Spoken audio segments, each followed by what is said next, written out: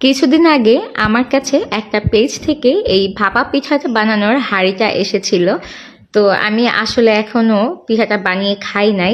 খুব শীঘ্রই কিন্তু আমি ভাপা পিঠা বানাবো, যেহেতু শীতকালে কিন্তু আমি এখনো পিঠা বানাইলাম না, তোমাদের সাথে শেয়ারও করলাম না। তাই পাতিলটা যখন হাতে পাই দেখেই মানে মন আনন্দ হয়ে গিয়েছিল। তো এটা আমি কিন্তু পেয়েছিলাম যে পেজ থেকে, সেই পেজটা তোমাদের সাথে শেয়ার করে দিব। আমার কমেন্ট সেকশনে কিন্তু প্রথম কমেন্টে পিন করা থাকবে। আর ইনশাল্লাহ খুব দ্রুতই আমি পিঠা বানাবো, ভাপা পিঠা।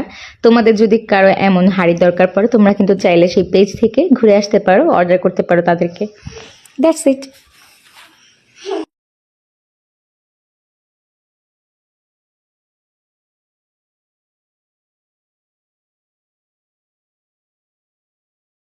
তারা আমার জন্য আরও একটা জিনিস পাঠিয়েছিল, সেটা ছিল হচ্ছে এই চা পাতাটা।